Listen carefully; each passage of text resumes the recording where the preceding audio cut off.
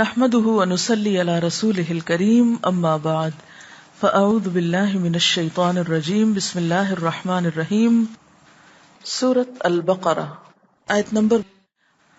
آپ دیکھیے کہ رمضان کے روزے تو فرض اس لیے کیے گئے تھے کہ تقوی پیدا ہو، یعنی سال بھر کے لیے تقوی کی غذا حاصل ہو جائے جو آئندہ 11 مہینے عمل کی راہیں آسان کر دے. تو آپ کیا سمجھتے ہیں کہ روزے کا مقصد پورا ہوا جس کے لیے یہ سب فرض کیا گیا تھا اور جس ٹریننگ سے گزارا گیا؟ کیا اس کا کوئی نتیجہ بھی نکلا؟ تقوی کو آپ ڈیفائن کس طرح کرتے ہیں؟ کیا چیز ہے تقوی؟ اللہ تعالی کا احساس. اور کیا ہوتا ہے تقوی؟ کیونکہ ہمارے تو دین کی بنیاد ہی اس پر ہے نا. اعمال کی اصلاح کا دار و مدار جو ہے وہ تقوی پر ہی ہے، اور جب تک وہ نہیں ہے ظاہری طور پر ہم جتنے بھی بڑے بڑے کام کرتے رہیں ان کا کچھ فائدہ ہی نہیں ہے. ہاں، اور کیا ہوتا ہے تقوی؟ دل کی کیفیت ہے، اچھائی برائی کا میزان دیتی ہے وہ کیفیت. اللہ تعالی کی نگاہ سے خود کو پرکھنا کہ کیا یہ کام اس کو بھی پسند آئے گا یا آ رہا ہے یا اس کے نزدیک بھی کسی قیمت کا ہے. میرے نزدیک تقوی شعور کی اعلیٰ ترین کیفیت کا نام ہے، اعلیٰ ترین شعوری کیفیت کا نام ہے.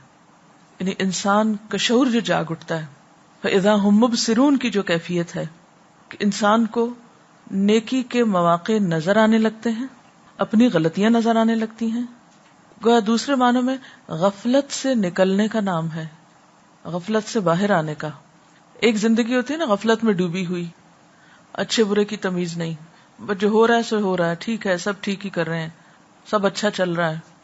نہ نیکی کی کوئی خاص امنگ ہے، نہ تڑپ ہے، نہ شوق ہے، اور نہ ہی برائی پر کوئی خاص ندامت ہے. بس ایک ذہول کی کیفیت ہے. ذہول اصل میں عربی کا لفظ ہے. ذہول کی کیفیت ہوتی ہے یعنی غفلت سے ملتی جلتی، بس جیسے ایک نشے کی یا ایک بے خبری کی، لا علمی کی، یعنی لا علمی، بے خبری، جہالت، اور ہر ایک سے بے نیاز ہو کر، اپنی آخرت سے بے نیاز، اپنے ذمہ داریوں سے بے نیاز، اپنے فرائض سے بے نیاز. اس کیفیت کا ایک نام ہے. بے حسی بھی اس میں آ جاتی ہے، لیکن صرف بے حسی نہیں ہوتی، یعنی نہ تو اپنے انجام کا کوئی خوف ہے، نہ اپنی غلطیوں کا کوئی احساس ہے، بس جس حال میں ہم مطمئن ہیں. تو تقوی دراصل ہمیں اس سے باہر نکالتا ہے، اور رمضان کا مقصد یہ ہے کہ ہم اس سے باہر آئیں، کیونکہ ہمیں گناہوں کے بوجھ ڈھانپے ہوئے ہوتے ہیں. رمضان میں کچھ تھوڑی بہت نیکی کی توفیق ہو جاتی، کچھ دعائیں مانگتا ہے انسان، کو روتا دھوتا ہے اللہ تعالیٰ کے آگے، کچھ راتوں کو جاگتا ہے، کچھ سجدوں میں خشوع آتا ہے. تو وہ ساری کیفیات مل کر انسان کو اس حال سے باہر نکالتی. یہاں بھی آپ دیکھیں، اور قرآن پاک کے کوئی بھی صورت دیکھ لیں، کوئی بھی عمل کی بات دیکھ لیں، اس کے ساتھ ہی تقوی لگا ہوا ہے.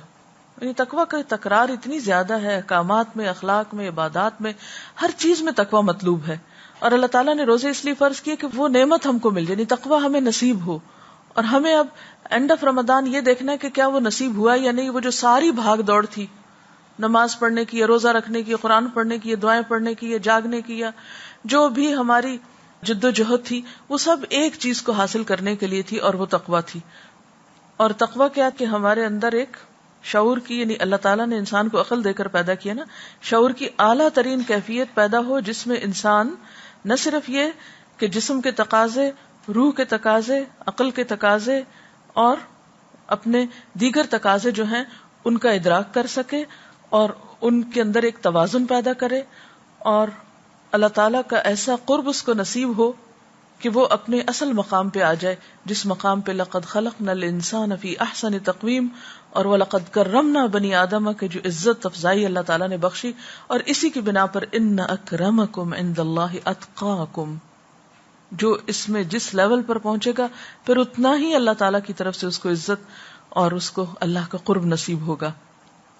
تو یوں سمجھے کہ جیسے تقوی ایک آپ کے اندر ایک روشنی پیدا کر دیتا ہے نا، کہ جس میں انسان کو اپنا مقام نظر آنے لگتا ہے، اس کو اپنی منزل یا اپنا انجام نظر آنے لگتا ہے، اپنی غلطیاں نظر آنے لگتی ہے، نہیں وہ ایک اور ہی نگاہ سے خود کو دیکھنا شروع کر دیتا ہے. تو عام حیوانی کیفیت سے انسان کو اٹھاتا ہے یہ تقوی. ٹھیک ہے نا. چلیے اب سب کا لیول تو ایک نہیں ہو سکتا، ہر ایک کا مختلف ہوگا. ہر ایک کو یہ دولت اس کی طلب، تڑپ، کوشش، محنت کے مطابق ملتی ہے، جس نے جتنی بھی جو کی اور جس کی جو اللہ کے ہاں قبول ہو گئی اس کے مطابق نصیب ہوئی۔ اب اس کیفیت کو مینٹین بھی رکھنا ہے نا آئندہ کے لیے انشاءاللہ تعالی۔ اب ہمیں کیسے پتہ چلے کہ ہمیں تقویٰ مل گیا ہے یا تقویٰ کی کسی بھی درجے پر ہم آگے ہیں، اور کیسے ہمیں پتہ چلے کہ جو کچھ ہم نے رمضان میں کوشش کی ہے وہ کچھ قبول بھی ہوئی ہے؟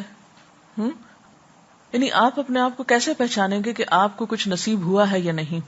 آپ میزان قائم کیجئے یا ایک ترازو، ایک پلڑے پر خود کو کھڑا کیجئے اس کیفیت میں جو آپ رمضان سے پہلے تھے، اور دوسرے پلڑے پہ کھڑا کیجئے اپنے آپ کو اس کیفیت کے ساتھ جس میں آپ رمضان کے بعد تھے۔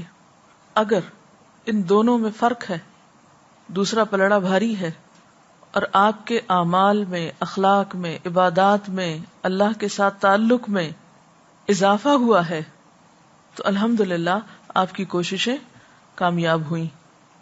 اور اگر آپ وہیں کھڑے ہیں یا اس سے بھی نیچے چلے گئے ہیں جس کیفیت میں آپ رمضان داخل ہونے سے پہلے تھے، یا کوئی خاص ترقی محسوس نہیں ہوتی، تو پھر الارم ہے، خطرہ ہے۔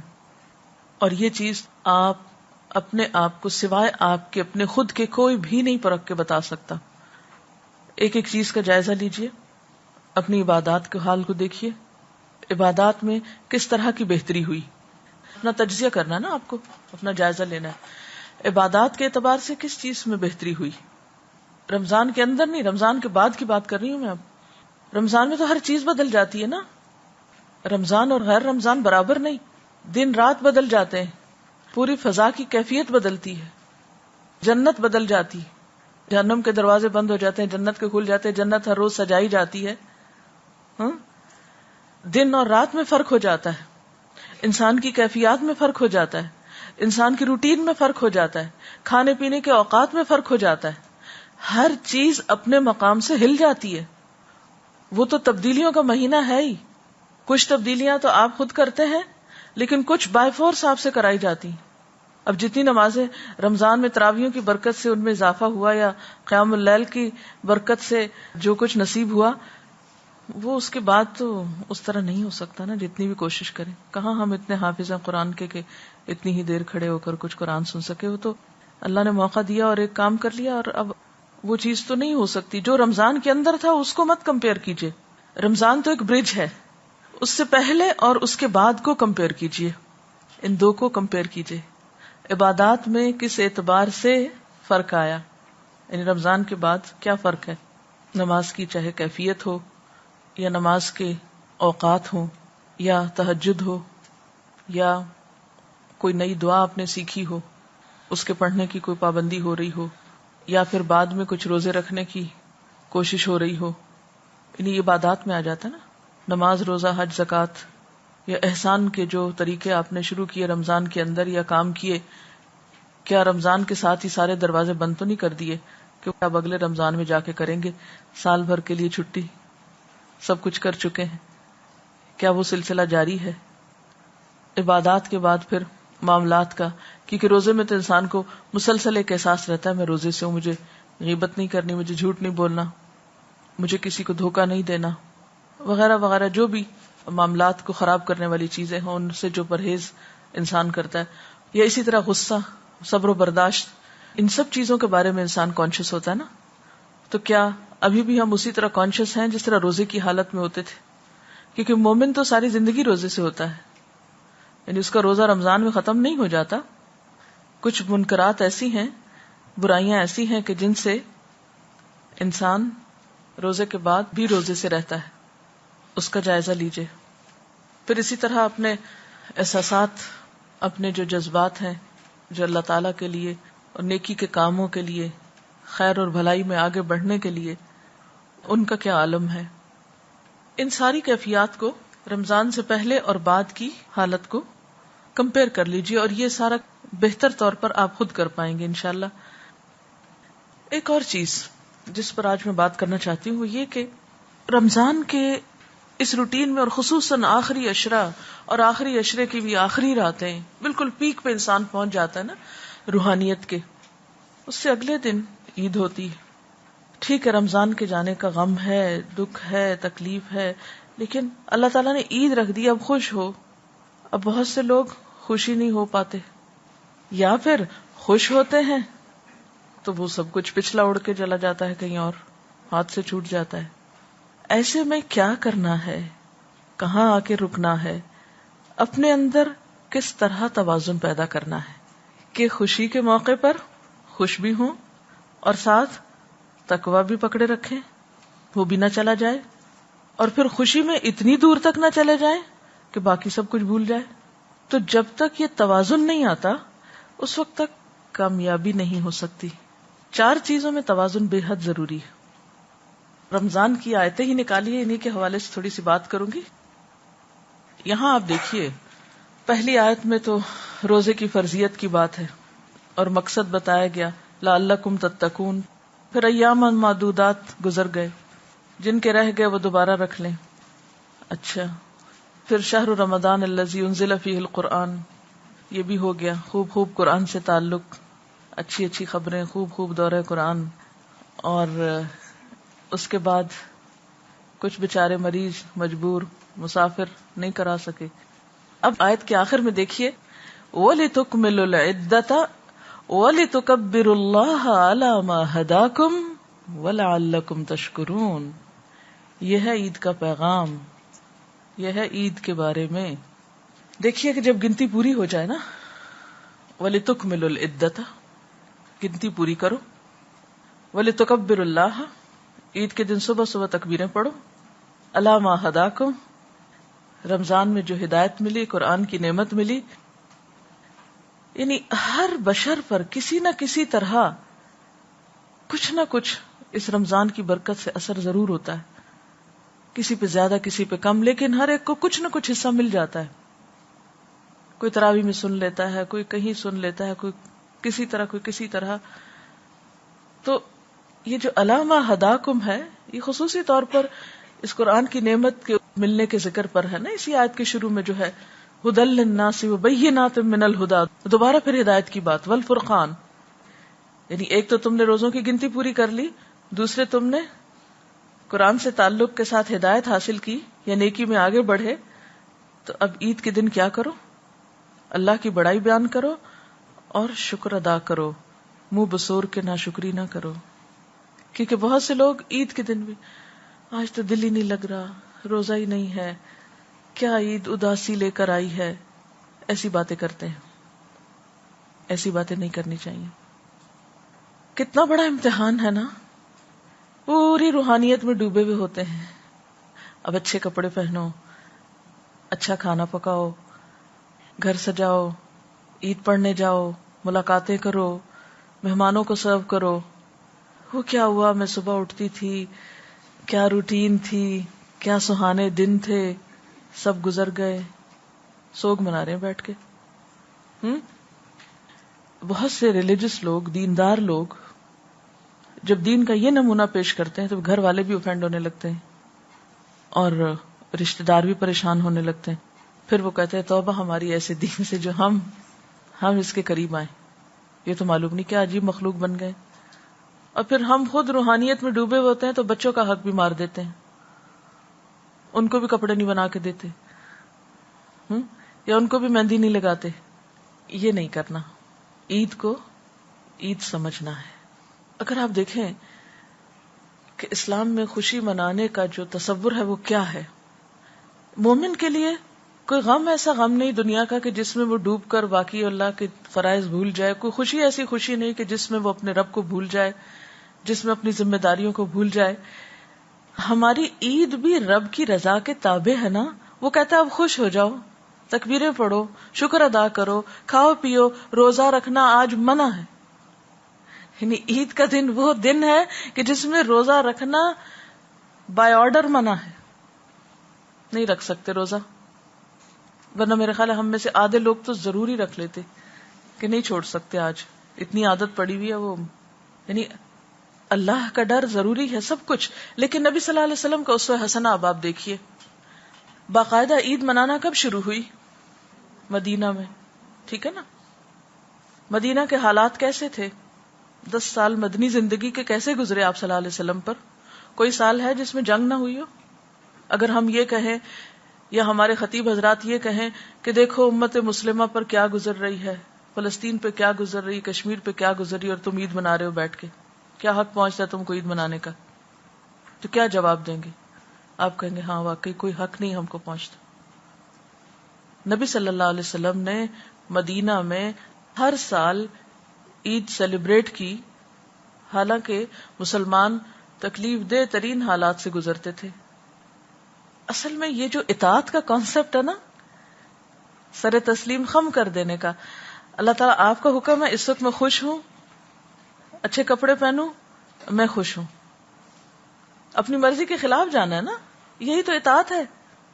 راتوں کو رو رہے ہیں، قیام اللیل میں رو رہے ہیں، دعائیں مانگ رہے ہیں، سجدوں میں پڑے ہوئے ہیں، اور اگلی سویرے اٹھ کے ہنسو مسکراؤ، یہ کیا بات ہوئی؟ کتنا مشکل ہے۔ یہی تو اسلام ہے۔ اذ قال له ربه اسلم قال اسلمت لرب العالمین۔ آپ اس کیفیت سے اس میں لاتے ہیں، میں آ رہا ہوں۔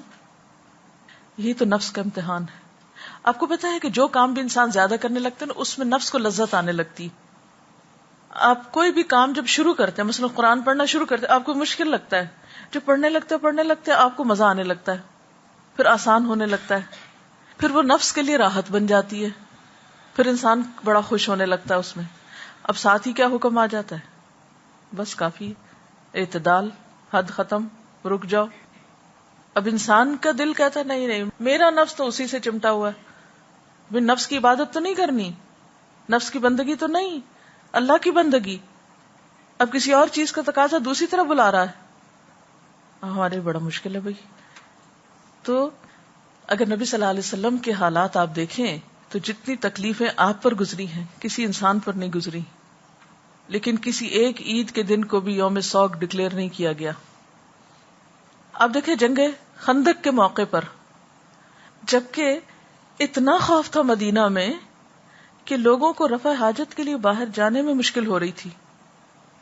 غزوہ احزاب کہ ہنالک ابتلی المؤمنون وزلزلوا زلزالا شدیدا اذ بلغت القلوب الحناجر وتظنون باللہ الظنونا، سخت ترین آزمائش تھی اس موقع پر، اور سب اہل مدینہ کی، یعنی باقی جنگوں میں تو جو جاتے تھے میدان جنگ میں ان کی آزمائش تھی نا، تو غزوہ احزاب میں تو مرد، عورتیں، بچے، بوڑھے، جوان، جو کوئی مدینہ کے اندر تھا، سب پر شدید امتحان تھا، کیونکہ سب ان فوجوں کی زد میں تھے نا، کسی وقت کوئی تیر اندازی شروع کر دے۔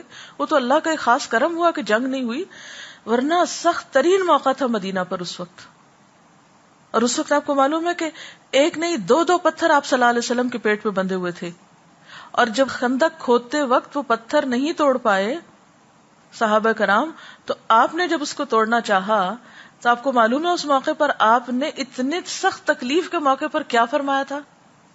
خوشخبریاں دی تھیں، پیشن گوئیاں کی تھیں، روم اور ایران کے فتح ہونے کی خوشخبری کہ میرے سامنے دنیا لپیٹ کر رکھ دی گئی، جہاں جہاں میری امت پہنچے گی خوشخبری ہے تمہارے لیے۔ صلح حدیبیہ، انا فتحنا لک فتحا مبینا، کہاں اتنا شدید قسم کا جذباتی دھچکا، واپس جاؤ، کوئی عمرہ نہیں۔ اور واپسی پہ سورت نازل ہو رہی، انا فتحنا لک فتحا مبینا لیغفر اللہ لک ما تقدم من ذنبک وما تأخر، اور پھر کتنی ساری نعمتوں کا ذکر آگے، سب جذباتی طور پر چور ہو چکے ہیں، وہاں خوشخبریاں سنائی جا رہی ہیں۔ یہ ہے ہمارا دین، یہ ہے اس کی ٹریننگ، یہ ہے اصل تربیت، کہ ایک چیز کو لے کے بیٹھ نہیں جانا۔ آپ دیکھیں کہ آپ صلی اللہ علیہ وسلم سے بڑھ کر قیام اللیل کسی کا ہوتا تھا؟ آپ سے طویل نماز کسی کی ہوتی تھی؟ آپ سے زیادہ طویل سجدے کسی کے ہوتے تھے؟ طویل رکوع کسی کے ہوتے تھے؟ نہیں۔ اور آپ کا اپنی ازواج مطہرات کے ساتھ کیا تعلق تھا؟ کیا کسی ایک کا حق بھی کبھی مارا تھا آپ نے؟ جب قرآن میں آیا کہ جس کو چاہو اپنے پاس رکھو، جس کو چاہو تم الگ کر دو، جس کے ساتھ جیسے چاہو سلوک کرو، تم پہ کوئی مواخذہ نہیں، نہیں عدل کرتے، نہ کرو، کوئی پوچھ نہیں، لیکن اس کے باوجود آپ کا معاملہ کیا تھا اپنی ازواج کے ساتھ؟ آپ گھر میں کیسے ہوتے تھے؟ حضرت عائشہ کیا بیان فرماتی ہیں؟ آپ گھر میں ہوتے تھے، اب بالکل ایک عام انسان کی طرح گھر کے اندر ہنسی مذاق کر رہے ہوتے تھے، گھر کے کام کاج میں حصہ لے رہے ہوتے تھے، اور ادھر اذان ہوئی، ادھر آپ اجنبی ہو گئے. کتنا مشکل ہے کہ عین دنیا کے اندر ہوتے ہوئے اللہ تعالیٰ نے بلایا تو چل دیے. سوئچ اوور ہونے میں کتنی دیر لگی، ایک سے دوسری کیفیت میں جانے کو کتنی دیر لگی. یہ ہوتا ہے مومن. جمعہ کی نماز، جمعہ کی اذان آئے، سب چھوڑ دو. فسعوا الی ذکر اللہ وذروا البیع، آگے مسجد. فاذا قضیت الصلاۃ، خطبہ سنا، بڑا روحانی تسکین ہوئی، سب ہوا. اب کیا ہے؟ فاذا قضیت الصلاۃ فانتشروا فی الارض، جاؤ کاروبار کرو، پورے دن کی چھٹی کوئی نہیں، جاؤ کماؤ، اپنے کام کرو. یہ ہے ہمارا دین. تو جب تک ہم اعتدال نہیں سیکھیں گے کس کس چیز میں، جسم کے تقاضے، روح کے تقاضے، عقل کے تقاضے، جذبات کے تقاضے، ان چار چیزوں میں جب تک اعتدال نہیں ہوگا، نہ یہ زندگی کامیاب ہو سکتی ہے اور نہ اگلی. کامیاب ہونا ہے تو ان چار چیزوں کے تقاضوں میں بیلنس قائم کرنا ہے. پہلی چیز ہے جسم کے تقاضے. اب مزید آپ خود بھی غور کر سکتے ہیں، میں ہلکی ہلکی آپ کو راہ دکھاتی ہوں سوچنے کی، پھر آپ مزید خود سوچتے رہیے. جسم کے تقاضے، نہ تو اپنے آپ کو اتنا بھوکا رکھیں کہ آپ کی کمر ٹوٹ جائے، اٹھ کے بیٹھنا محال ہو، رنگ پیلا ہو جائے اور اتنے لاغر نظر آئیں، نہ سوئیں نہ کھائیں نہ پیئیں کہ آپ کسی کام کے لائق نہ رہیں. یہ نہیں ہمارا دین سکھاتا ہمیں. اتنا کھاؤ، اتنا آرام کرو کہ جس سے تم ایک طاقتور انسان ہو کر کام کر سکو. اسی طرح عقل کے تقاضے یا عقل کی ضروریات، عقل کی ڈیمانڈ، کہ انسان اپنی عقل کو، انٹلیکٹ کو مسلسل جلا بخشے. جسم کی طاقت کے لیے انسان کھاتا پیتا ہے. عقل کی رعایت، رعایت کا مطلب یہاں وہ رعایت نہیں جو اردو کا، جیسے راعی ہوتا ہے نا، ایسے رعایت یعنی اس کی نگرانی اور نگہبانی اور اس کی دیکھ بھال یا اس کی ترقی. اس کے لیے کیا کرو؟ علم، علم کا حصول، ریڈنگ، علمی مجالس میں بیٹھنا، علماء کے پاس بیٹھنا، یہ عقل کو جلا بخشتا ہے. اب ظاہر اس وقت اگر آپ گھر بیٹھے ہوتے تو آپ کی عقل اس طرح کام نہ کر رہی ہوتی جس طرح اس وقت کر رہی ہے. علم کی مجلس میں بیٹھے نا، اس لیے عقل کام کر رہی ہے، یہ عقل کی رعایت ہو رہی ہے. جسم کے تقاضے پورے کر کے آئے، سو کے آئے، کھا پی کے آئے. مجھے نہیں معلوم سب نے ناشتہ کیا یا نہیں، لیکن بہرحال میرا حسن ظن یہی ہے. اور اگر نہیں کیا تو غلط کیا، کر کے آنا چاہیے تھا. جسم کے تقاضے پورے کر کے آنے چاہیے تھے تاکہ آپ کا شوگر لیول اتنا ڈاؤن نہ ہو کہ جو بات ہو رہی وہ سمجھ ہی نہ آ رہی کیونکہ ناشتہ جو نہیں کیا. یہ نہیں ہونا چاہیے. جسم کے تقاضے اگر آپ نے پورے کیے تو ہی آپ عقل کے تقاضے یا عقل کی ضرورت پوری کر سکتے ہیں. صحیح طور پر سننے کے لائق ہیں، ابزارب کرنے کے لائق ہیں، اس کو انالائز کرنے کے لائق ہیں، بہتر سے بہتر کام کر سکتے ہیں. حکمت انسان کو علم کے راستے سے ہی نصیب ہوتی ہے. اگر آپ علم سے دور ہیں تو آپ میں حکمت بھی نہیں آئی. اسی لیے حکمت اور علم کا لفظ جو ہے نا آلٹرنیٹ کے طور پر بھی یوز ہوتا ہے. اب یہ نہیں کہ بیٹھے ہیں یہاں مزہ آنے لگا ہے پڑھنے پڑھانے میں، اب پھر یہ بیٹھے ہی رہے. نہیں، یہاں سے اٹھنا ہے. جذبات کے تقاضے، گھر والوں کی یاد ہے، بچے ہیں، شوہر ہیں، بہن بھائی ہیں، ماں باپ ہیں، جو بھی، یہ سارے ہمارے جذباتی تقاضوں کو پورا کرتے ہیں نا. اب اگر کوئی کہے کہ نہیں نہیں مجھے تو کوئی ضرورت نہیں ہے کسی کی بھی، تو وہ اس کی شخصیت ادھوری رہ جائے گی اگر انسان اپنے جذبات کے تقاضے پورے نہیں کرتا. لیکن اب اگر آپ بیوی بچوں میں گئے ہیں تو یہ نہیں کہ انہی میں گم ہو کر رہ جائے. آپ دیکھیں انسان کی جذبات کی تسکین کہاں کہاں سے ہوتی ہے، جس میں خون کے رشتے بھی ہیں، جس میں دوست بھی ہیں، جس میں یعنی بہت سی چیزیں انسان کے جذبات کو سیٹسفائی کرنے کے لیے ہوتی ہیں نا. لیکن ان سب کے اندر پھر ایک اعتدال. اب روح رہ گئی، رات ہو گئی، سو لیے، پھر اٹھ جائیں پچھلے پیر، کھڑے ہوں اللہ کے حضور، پڑھیں کم از کم 2 رکعتیں، لمبی رکعت پڑھیں، لمبا قیام کریں جتنا زیادہ لمبا ہو سکے، اور اگر ہو سکے تو جتنا لمبا قیام کیا اس سے نصف رکوع کریں، طویل رکوع کریں، اتنا ہی سجدہ کریں، پھر اتنا ہی سجدہ کریں. پھر آپ دیکھیں کیسی روحانیت نصیب ہوتی ہے آپ کو. پھر اٹھیں، کھائیں، پیئیں، پھر عقل کے تقاضے پورے کریں، پھر جذبات کے کریں، پھر روح کے کریں. یہ ٹائم ٹیبل ہونا چاہیے آپ کا. اور اگر کسی ایک چیز کو بھی اگنور کریں گے تو آپ کی شخصیت امبیلنس ہو جائے گی، غیر معتدل ہو جائے گی، جس سے آپ ایک کامیاب انسان نہیں کہلا سکتے. اور مومن کے لیے اس میں سے ہر تقاضے کو پورا کرنے کا اجر ہے. آپ کا کھانا پینا بھی عبادت ہے، آپ کا علم حاصل کرنا بھی عبادت ہے، آپ کا خدمت خلق کرنا بھی عبادت ہے، آپ کا اپنے رشتہ داروں کے حقوق نبھانا بھی عبادت ہے، آپ کا پھر اللہ کے حضور گڑ گڑانا بھی عبادت ہے. یہ سب کچھ عبادت ہے. اسی کا نام جد و جہد ہے. اسی توازن کو پکڑتے رہنے کا نام جد و جہد ہے. یہی جہاد ہے اصل. نبی صلی اللہ علیہ وسلم کی شخصیت کیوں جامع، کیوں نمبر 1 ہے؟ اسی وجہ سے ہے. یہ سارے پہلو ہیں نا آپ کے اندر. یہی تو آپ کا اسوہ حسنہ ہے، یہی تو ایک خوبصورت پہلو ہے. اور اس سے ہٹیں گے تو دین بدنما کر دیں گے. کسی ایک چیز کو بھی اگر آپ کنڈیم کریں گے یا چھوڑ دیں گے، یہ الگ بات ہے کہ کبھی ایک پہلو غالب آنے لگتا ہے، کبھی دوسرا، کبھی تیسرا. بعض اوقات مختلف چیزوں کے مختلف تقاضے ہوتے ہیں، کچھ حالات ہوتے ہیں، لیکن آپ نے ہر موقع پر، انتہائی پریشانی پشیمانی کے موقع پر بھی میکسیمم اعتدال قائم رکھا ہے. جتنا اپنے آپ پر کنٹرول ہوگا نا، جتنا سبمیشن کا جذبہ ہوگا، جتنا اللہ کی رضا پہ راضی ہونے کا جذبہ آ جائے گا نا. اللہ کی رضا ہے اس میں کہ شوہر کی اطاعت کرو، میں راضی ہوں، مجھے اپنے نفس کی تو نہیں کرنی. کیونکہ ہم تو موڈ کے غلام ہوتے ہیں نا. ہم نماز بھی اچھی اس وقت پڑھیں گے جب ہمارا موڈ اچھا ہوگا نا. ہم کتاب کو اس وقت پڑھیں گے، ریڈنگ کب کرتے ہیں جب ہمارا موڈ ہو کچھ پڑھنے کا، اس کے علاوہ نہیں. کسی سے ملے ملائیں گے کب؟ جب ہمارا موڈ ہوگا. ابھی دل نہیں چاہ رہا، نہیں. موڈ کی غلامی نہیں. معبود تو ایک ہی اللہ ہے وہ، اور اسی نے یہ ساری حیثیتیں ہماری رکھی.